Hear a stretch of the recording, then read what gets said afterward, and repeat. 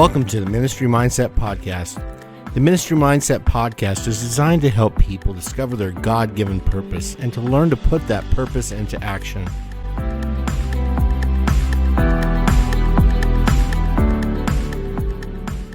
Well, welcome back, everybody. Glad to have you here for the Ministry Mindset Podcast. We're back again. And today I'm joined again with Tony Smith. Glad to have you, Tony. Hey, good to be here. And also Jake Meadows. I'm glad to finally make it. Glad to have you here, Jake. So today we wanted to talk a little bit about a dimension that's connected to the spiritual wellness wheel. And the spiritual wellness wheel is one of the training components of the ministry mindset that we use to talk about how to keep one's spiritual life in balance. So as you heard before on the last podcast where we talked about the spiritual wellness wheel, the spiritual wellness wheel is made up of a core hub in the middle of the wheel, which has to do with your spiritual wellness. And then out of that hub, we have 4 different specific areas. The first is physical, relational, mental and emotional, and then, of course, financial. And part of being in balance spiritually is having that core of the spiritual wellness wheel in place, which really talks about our relationship with Christ. We've accepted Christ, we've received his Holy Spirit and his forgiveness, and then we choose to abide in him through the word and through prayer and walking in the Spirit. But what we wanted to talk about today is we wanted to talk about the financial component of the spiritual wellness wheel. And that's why we've invited Jake to join us on the podcast and talk a little bit about this idea of what it means to have really solid financial health in your spiritual life. So, Jake, let me just ask you to start with, share a little bit about your financial journey early on in life. Early in life, I was reckless, just like most people, when it comes to our finances, right? So my wife and I were married for 15 years, and we finally took Financial Peace University through a church that we were doing. And we learned about what it means to actually have a handle on your money and tell your money what to do rather than it telling you what to do, right? And once we went through that class, it was the first time in our marriage that we were able to become actually debt-free. So we paid off about $17,000 in 2 years worth of debt. And like I said, 15 years of marriage, and that was the first time we were debt-free. And from then on, that's been 7 years now. From then on, I've just been trying to get out and tell people how important it is, not just in your spiritual life, but in your personal life, your marriage, of being in control of your money, preferably completely debt-free. Wow, that's incredible.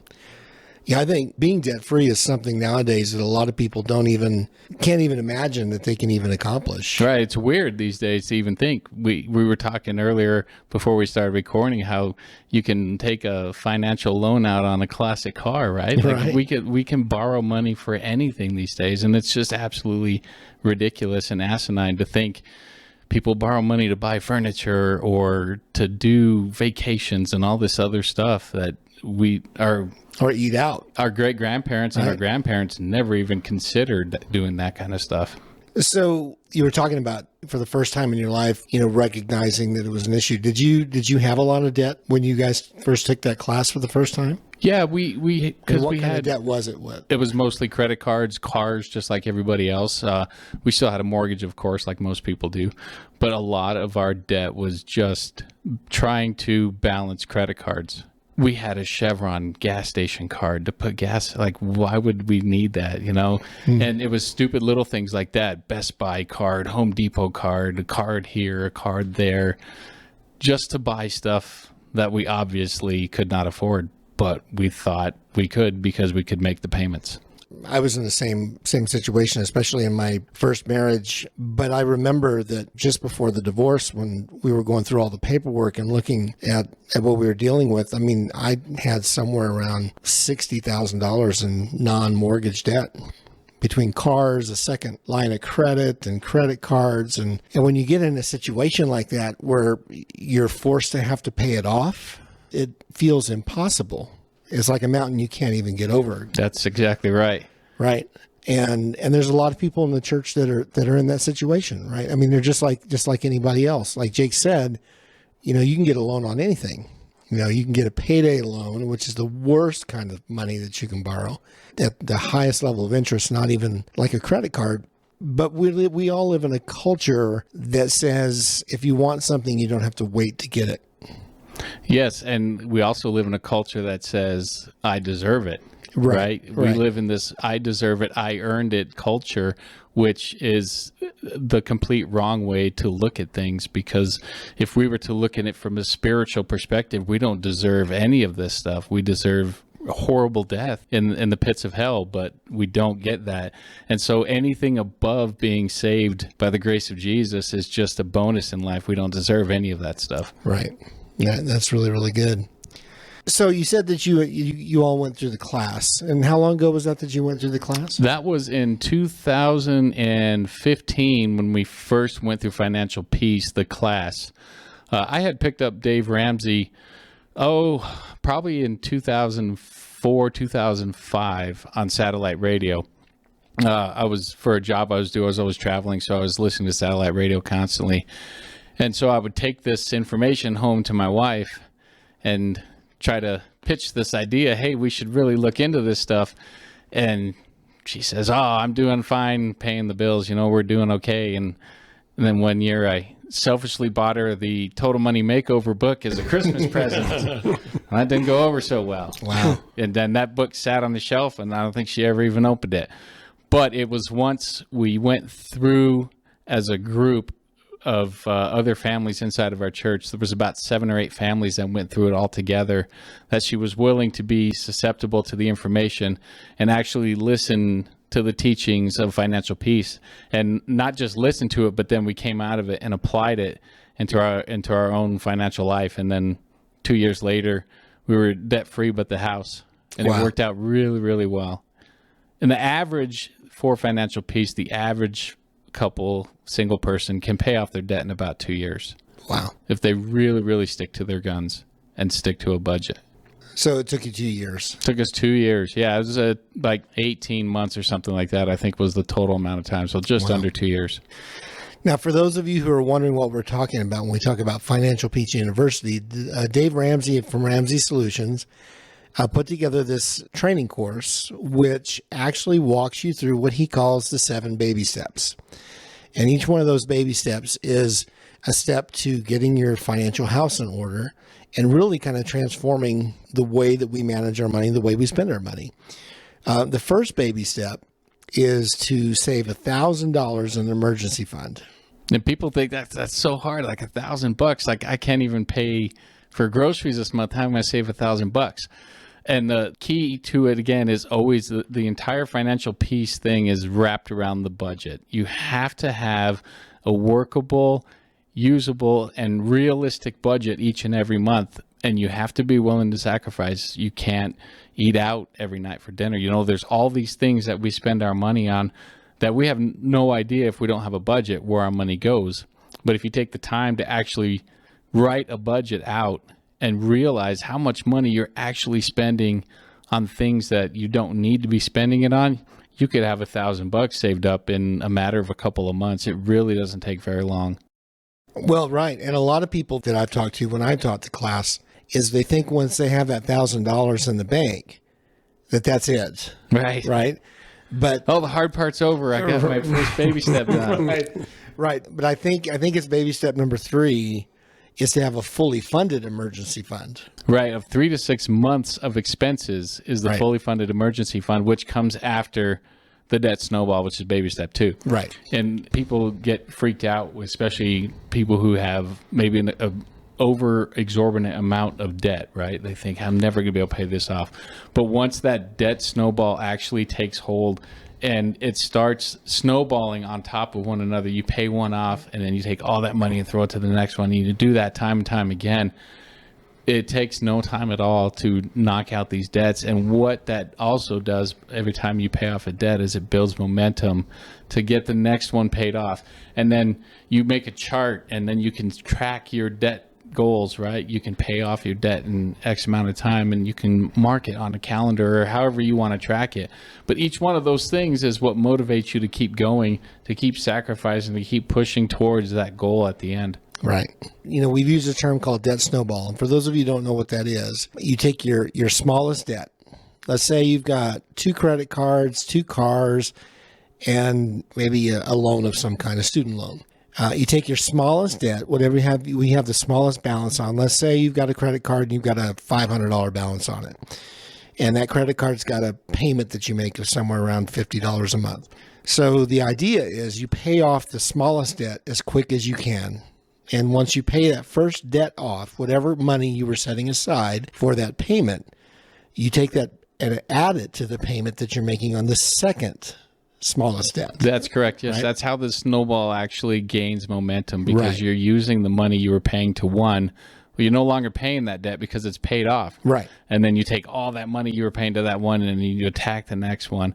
And Ramsey teaches that it's not an interest rate battle, right? Because at the end of the goal, the interest rate almost doesn't matter. It's negligible amount of money when you get to the end of your debt snowball as far as interest rates go. That's you start with the smallest. And by starting with the smallest, again, that builds momentum because you can pay that one off faster because it's a smaller balance. Right. And work towards those larger goals.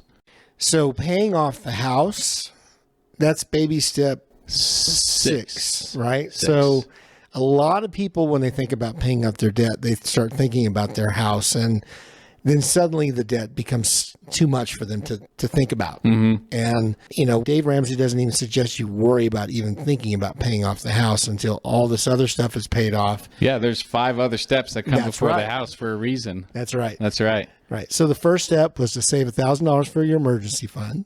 The second step is to start the debt snowball. The debt snowball. Pay off your debt, your non-home debt, non-mortgage debt.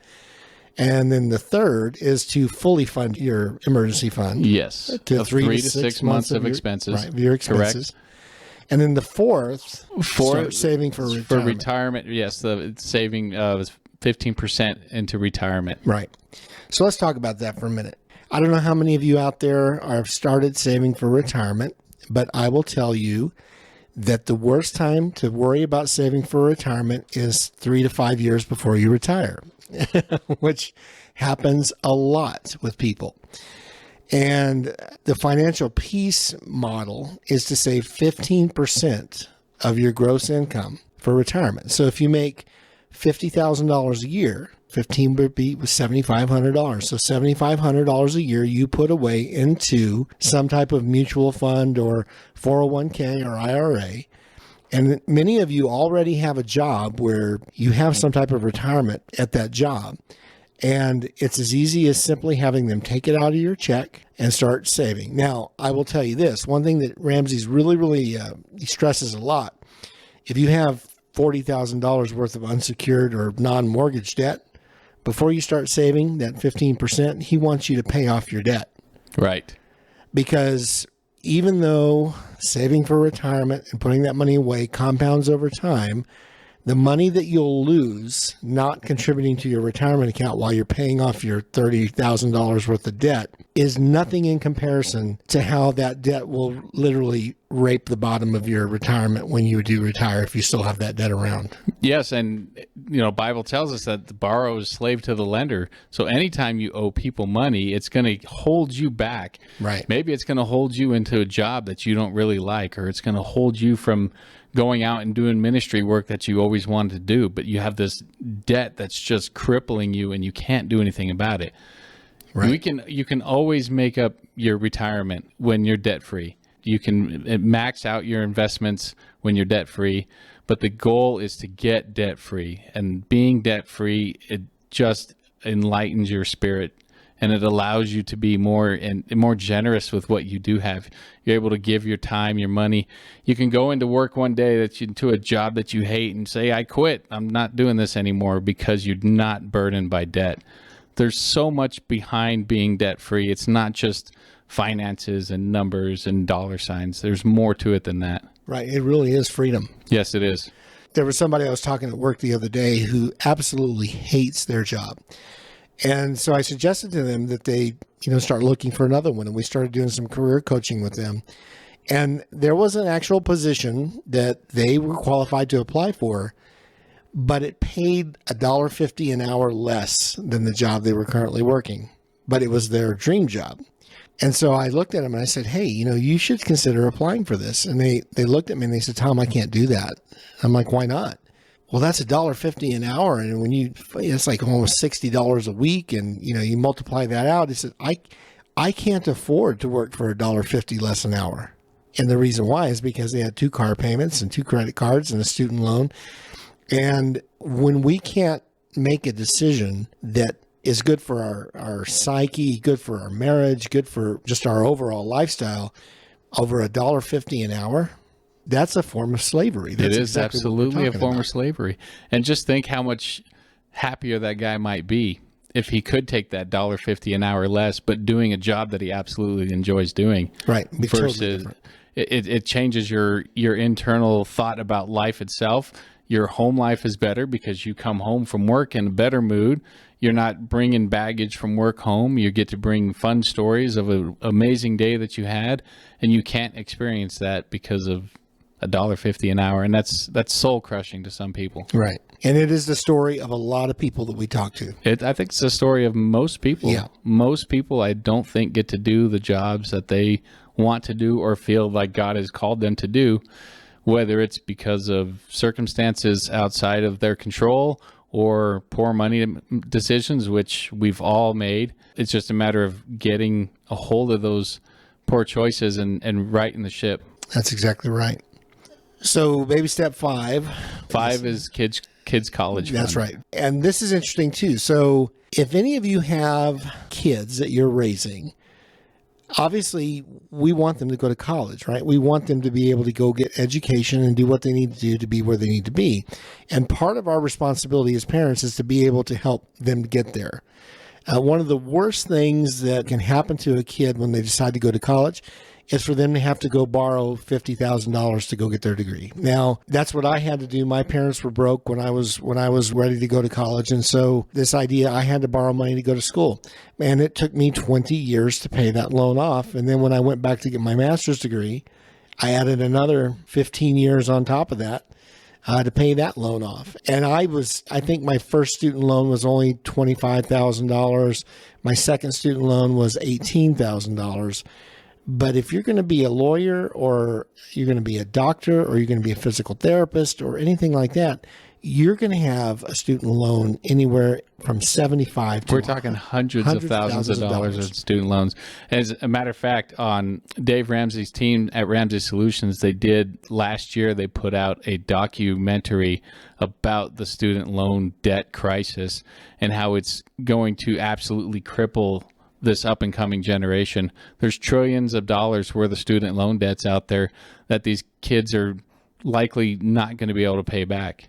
And it's going to completely ruin them financially for the rest of their lives because they have $80,000, $100,000, $200,000 worth of student loan debts. Wow. There's one story inside of that where somebody had $1 million worth of student loan debts. And it just makes you wonder, when you didn't think to stop. I mean, right. That's an incredible amount of money just in student loan debts. I mean, it's hard enough to make that much money in a lifetime. That's right. And this guy's got it in student loan debts, and it's crippling. That's incredible. It really is. One of the things we have to do, which oftentimes I think a lot of people don't, is we really have to do the math, right? We've got to look and say, how much am I going to make a year at this particular job before I actually go out and borrow X number of dollars? Well, that's part of our role. That's part of our role as parents, right? Right. We're here to lead our kids, to coach our kids, and say, okay, look, I look at baby step 5 maybe a little differently than some people. I don't believe I owe my kid a college education. I agree. I feel the same way. If I'm able to, I want them to have a college degree to be able to expand their knowledge, go get a good paying job, whatever.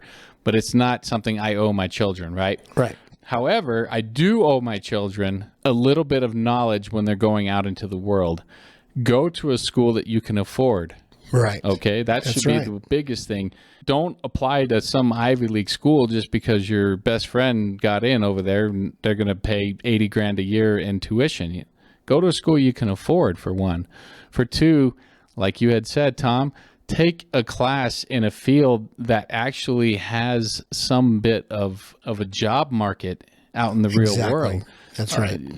Some people take degrees for stuff that just there's no market for them, and they wonder why they have $60,000 in student loan debts and they're working at a gas station. Right. And it's horrible because they had this whole dream set up because some guidance counselor probably told them, "Hey, go get this degree and you can work in this field."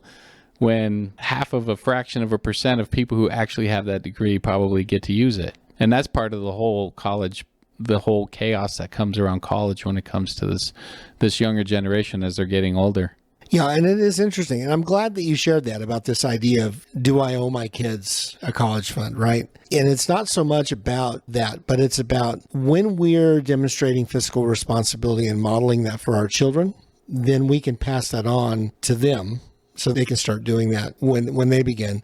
We actually did that for my boys, and the one thing that's interesting, when you start doing it when they're born, you have 18 years that you can literally put $100 a month away into, a college savings plan or a stock account or something. And 18 years is a long time for interest to compound. Absolutely. For a kid, right? A lot of times, some of the adults I know that have finally started investing in their retirement don't have 18 years.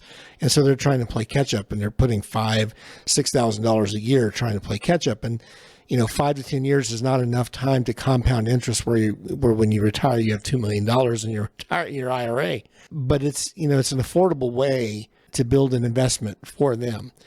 But what's really important for those of you who are listening is to remember, right, that baby step is number 5. Yes. Okay. These are in order for a purpose. There's a reason that they are in the order that they are in. That baby step is not before you pay off your debt. You have to create a college fund for your kid. And that's where a lot of us get into trouble, especially as young parents, like a lot of us are, right? Right. We have these kids and we think, oh, we have to start saving for their future, even if it's costing us now. So you can start putting $100 a month, like you said, into an account for them, but you're missing, I don't know, an electric bill that month because you decided to invest in your kid's college. And that is a problem.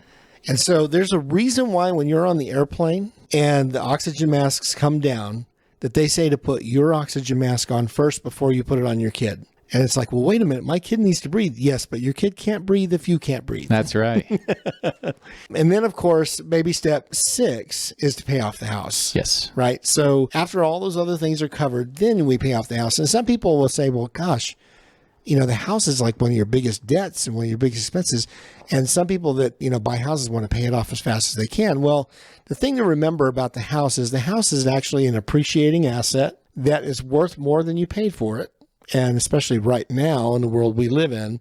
Now, there's a whole bunch of stuff that Dave talks about when you do get a mortgage, right? Is that you should get a 15-year mortgage and not a 30-year mortgage, which Correct. is another training for another day.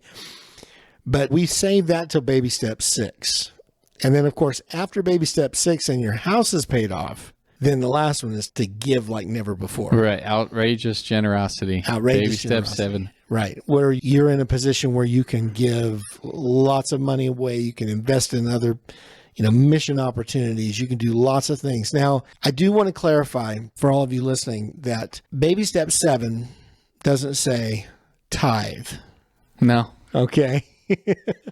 Baby step 7 is where we're suddenly in a different position where, you can do anything.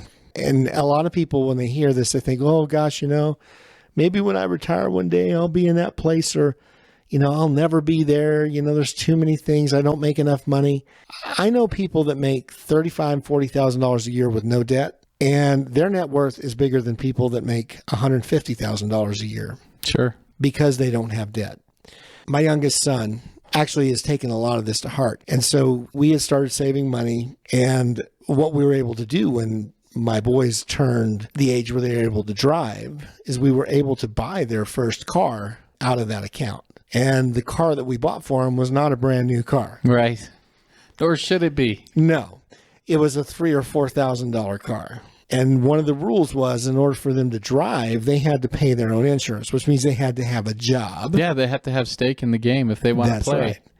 And so they were able to start with a car that was paid for, that they were paying the insurance on with no debt. And one of the things that I taught my children is that when you're ready to get the next car, start making yourself a car payment. Make a car payment to your own savings account for a year, and then sell the car that you have with no debt on it and take the money that you saved for a year and then buy a car within that price range. And if you do that every year, by year 4, you'll have a pretty nice car. Yes. You figure a kid at 16 years old, 4 years they're 20. And at 20 years old, they have a $25,000, $30,000 car that they have no debt against, that they bought, and that they've learned to apply these principles. My 22-year-old son has got a fairly sizable savings account, and he's living in a house with 3 other guys, and he can afford to do whatever he wants, and he doesn't worry about paying his bills. He pays his bills, everything's fine, and he's saving. He's putting 15% in his IRA at work. Think about that, though. As young kids, they're putting in that money. How they're going to be when they get to retirement age. They're multimillionaires. Just from that money alone into an IRA. Right. It's incredible. And you had mentioned, we were talking about the mortgage, right? And you had talked about saving up and paying off cars and paying yourself car payments. Think about if you did that for your first house. Let's say you're a young married couple and you go buy your first house, and instead of buying the $400,000 house that your parents took 20 years to buy, right, you bought a $100,000 house that was perfect for you and your new wife or your new husband, and you worked your tails off for 7 years and you paid that house off. Right. And then you have all that equity in that house is all going to your pocket when you sell that house. And guess what? When you do sell that house, it's going to be worth relatively more than what you paid for it. Right. And that money's going to go towards another house. And you could apply those same principles to owning a house. A lot of people in the world will tell you, you're always going to have a car payment and you're always going to have a mortgage. And I say, you don't need either one of those two things. They're not necessarily a must-have in today's society. You can live without a car payment. You just have to be willing not to drive a brand new car. And if you're going to have a brand new car, you need to have some money to pay for it. That's right. And same with the mortgage, too. It's possible in today's world to pay off your mortgage. It takes time, it takes dedication, it takes hard work, it takes intentionality and focus, but you can absolutely do it. Every time I show the debt snowball to somebody, they get real excited. But then when I tell them that the average debt snowball takes 2 to 3 years to pay everything off, then I get this reaction where everybody kind of goes, oh, right? They get the deflated reaction. And they say, well, the idea is we want to pay stuff off as quick as we buy it. Mm-hmm. And the problem with it is that it takes a long time to dig yourself out of a hole. When you consider 3 years, I always tell folks, if you follow the debt snowball, you can literally pay off all of your debts in about 3 years based on the payments and the way the payments compound when you pay the first one, the second one, the third one off. And when somebody looks at me and says, yeah, but that's 3 years, Tom. I say, well, yeah, but what's the term on your car? Most people have a 5 to 6 year term on their car. Right. If you start the debt snowball today, there's a 90% chance that you will have all of your debt paid off before you'll have your car paid off if you just keep doing the same thing you're doing now. The number one wealth creating engine that you can have, you have an income. Mm-hmm. And if you have an income, you can be debt free. But it just requires making a plan to start. Our debt problems is not normally a money problem. It's a behavior problem. Exactly. We get into debt because we are not in control of our money and we allow ourselves to go buy things that we can't afford. And this goes in my own personal experience. I've mentioned that when my wife and I were married 15 years before we found financial peace. So for 15 years, we were making these dumb decisions with money. And yes, it took us almost 2 years to clean up the mess, but 2 years to clean up a mess that took 15 to make it's a trade-off that's worth having. It's 2 years of struggle. It's 2 years of sacrificing, not really eating out. Kids are not getting vacations. It's 2 years of that kind of behavior. But once you change that mindset in your head, it goes into the whole neurological pathways, right? We change those ways of thinking in our head, and we're able to never, ever get in that situation again because we know how bad it sucks trying to get out of it. It's not fun. But it's not supposed to be fun because it's supposed to teach us a lesson about how we need to handle our money better, because that money is not ours. We're stewards of that money. God gives us and entrusts us with that money, and we need to be right with that money. We need to spend it wisely. That's right. One of the things that we know as believers is that, just like you said, Jake, is that God has entrusted us with this money. Yes, we go and earn it. We go out and make it. We work our jobs. But as believers, God asks us to have the right perspective and relationship with that money, and to honor where that money comes from. And when we tithe 10% of that money back to Him, regardless of what church it is, and it should be your local church, regardless of how that money gets used, it's not about that. It's about understanding that God can do a whole lot more with 90% of our money when we are entrusting God with what He asked for, which is just the 10. That's really the first step in the way that we as believers manage and handle our money. And then, of course, once we have that $1,000 emergency fund, and a lot of people say, why $1,000? Can't I just have a couple $100? I can't buy anything these days. Right. But, $1,000 will put tires on your car. Right. It's to just give you a little bit of a buffer from so you don't have to use the credit emergency. card. Right. So you don't have to dig for that credit card. Right. Because inside of financial peace, one of the lessons is hacking up the credit cards, grabbing a big old pair of scissors, and Dave Ramsey calls it a plastectomy, where you go in and you just go to town on these credit cards and you cut them up. And it's funny because in all the classes, there's at least one person, and it's usually more, that is their biggest hurdle that they have to get over out of the whole class, and that's cutting up the credit cards, because they become a safety blanket, right? Right. There's someone's safeguard from that emergency, but when you have money in the bank account, you don't need to have a credit card.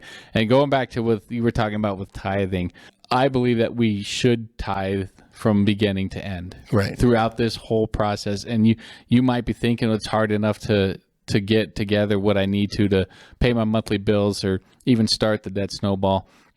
But I'm a firm believer in honoring God with that money and trusting that He will take our problems and He will make them better by simply being obedient to Him and just trusting that He has our best interests at heart and He is not going to let us fall. That's exactly right. So this might feel a little weird in the ministry mindset discussion we're having to suddenly be talking about wealth and creating wealth and talking about money. But one of the things that oftentimes gets in the way when we're trying to figure out the best way for us to serve God, when we identify our personality, we go through a Kazone, we find out what our strengths are, we kind of sit down and start thinking about what is a cool thing that I could be doing to be serving God. It doesn't take very long before your financial situation gets kind of intertwined in your next steps. Absolutely, it does. Right? Because if you're working a job and you can barely pay the bills, but you really feel like God wants you to support a missionary, or God wants you to buy a small little rental place and shelter some women in there, or God wants you to go out and do something for the homeless, and you have no financial margin in your life, that can become a barrier, right? Time, money, lots of other things that kind of get in the way. And that's why the spiritual wellness wheel is what's so key. We talk about in the book, Ministry Mindset. And if you don't have a copy of that, we highly recommend that you get one. In order for us to be able to fully serve and to fully be capable and able to be able to live out our purpose, we have to make sure that that wheel, that spiritual wellness wheel, is round and not out of balance. And it's easy to get out of balance too if you're really not being intentional on each and every spoke that's inside that wheel. That's right. And we're going to talk about each one of those. We're going to have a guest on the podcast to talk about the physical portion. Tony's going to talk in a few weeks about the mental and emotional portion, and then we're going to talk about the relational side of that wheel. But this financial piece is oftentimes, and the reason why we're talking about it now, this is something that every single one of you listening to this podcast can actually do something about today. Tony, I haven't let you chime in, but you've experienced this too, right? Ramsey had those 5 baby steps that I took, and it really changed my life. And I can honestly say that today I am living not debt free because I'm still in the process of paying off some debt, but I fully am convinced that these steps will bring you into financial prosperity. These steps, for lack of a better phrase, gave you a plan to be able to get out of debt. Yeah, sure did. Yeah. And being a bachelor and kind of being carefree, I don't really have a lot of debt, but it gives me the opportunity to be more responsible with Right. God. Because it really, let's be honest with each other, it's God's money. It is. And He's allowing I'm us not to the use it. bachelor, but I am a free spirit when it comes to spending, and I can get myself in a whole lot of trouble if I'm not keeping track of that kind of stuff. Amen. I think we all are. Right. And that's important for the listeners to understand. The three of us sitting here, we have had our share of debt. Boy, We've all let me done tell you. stupid things with money, I've every had- single one of us. Yeah, I've had 2 car payments for almost 18 years, anywhere from $700 to $900 a month. And I was one of those ones that believed I was always going to have a car payment. And then when I paid off my first car, and then I decided to pay off the second car after I got the first car paid off, and then when I had no car payments, it's amazing how much you value your used car when you don't have car payments Yeah, that anymore. becomes the most amazing car in the world. Right. When you have to go fix something for $300 or $400 or even $1,000, you don't care, because when you don't have payments, that's like 2 months worth of Yeah, payments to it's go cheaper than a car payment. to go fix it. Right. And suddenly when you have money in the bank and you decide you want to go to dinner, or you want to, somebody comes and says, "Hey, I have a piece of land for sale." And it's, you have options. One of the things I hear so many people tell me is they said, "Oh, I wish I could do this. I wish I could do that." And we want everybody to stop wishing. We want you all to be free to be able to say, "I feel like this is something I want to do, and I want to be able to have the margin to do it." And we're not just talking about, well, name it, claim it. No, this is, what is your purpose, finding your purpose, and then being able to be in a position where you can act on it. And not being a slave to debt, not being a slave to your job, not being a slave to living by that paycheck. And we're not talking about how you can become rich, right? Because the Bible defines riches very differently than the world defines rich.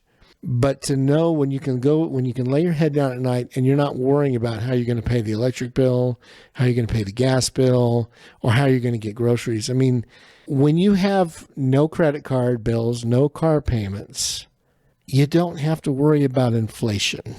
Well, if you notice too, in all of these baby steps, you don't see the word rich in any of those descriptions. That's right. Of any of those baby steps. That's right. You see the very last one that says, "Be outrageously generous." That's right. It doesn't say how much money you have to do that. It just gets you to a point where you're comfortable in life and you can be outrageously generous with what you have. That's right.